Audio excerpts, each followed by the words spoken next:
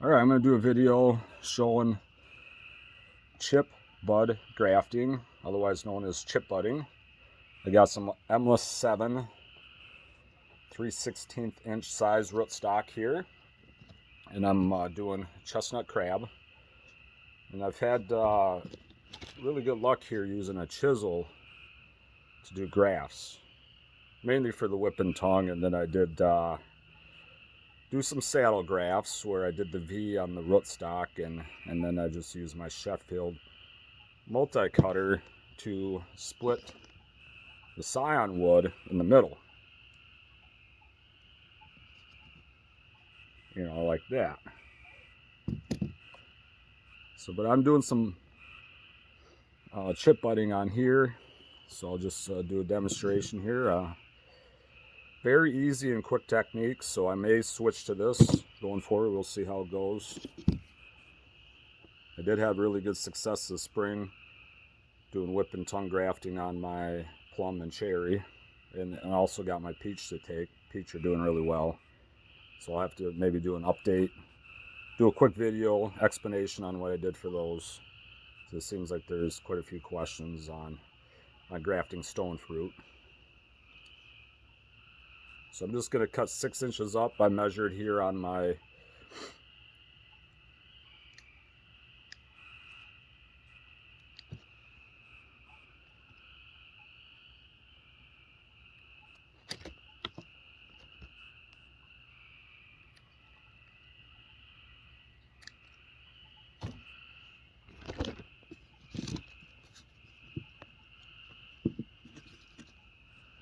So I'm going to cut the groove into the rootstock here.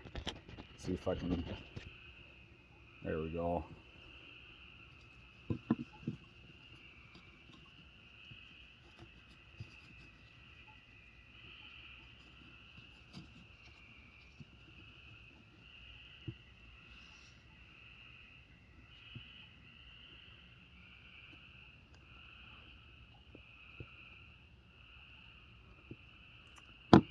I go kind of deep in on that cut. Another one I just basically shave down on here. And when I make my chip, sometimes the cut on the rootstock is too short, so I can just easily shave it down a little bit longer.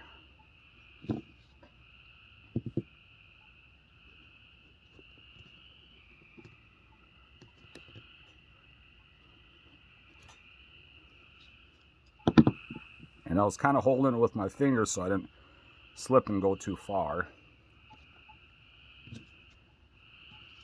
And then on the scion,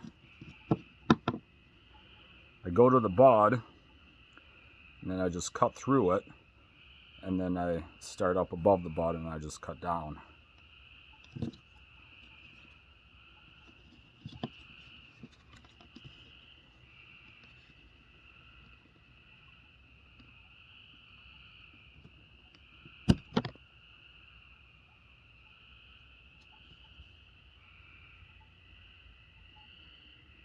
There's the cut. Now to get my bud off of there.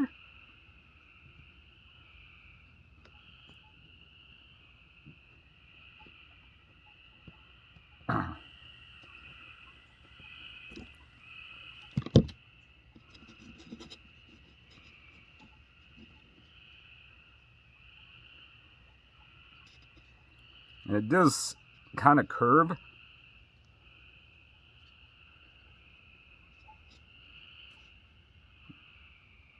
You can kind of see that. It's not extremely flat, but as long as the tip here is flexible, I can wrap it down no problem. And you want to try and minimize touching that because the oil's on your hands. And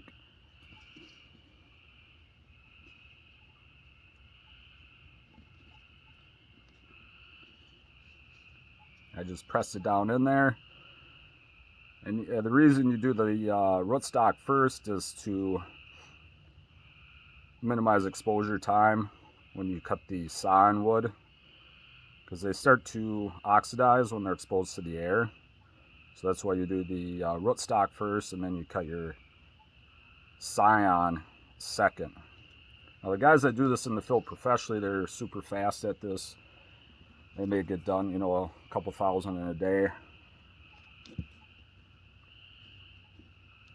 Granted, you know, one of them's doing the chip budding, and then they have somebody following them, wrapping them, so they, you know, are able to at least share labor that way.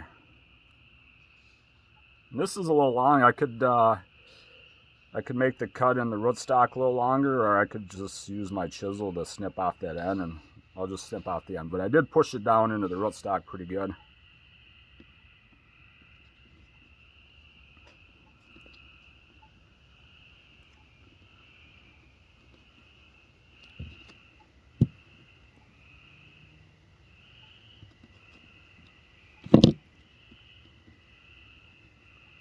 And it's worth noting here that you're not matching up bark to bark, you're matching up the cambium, which depending on your rootstock size, is the rootstock could have a lot thicker bark than the scion would.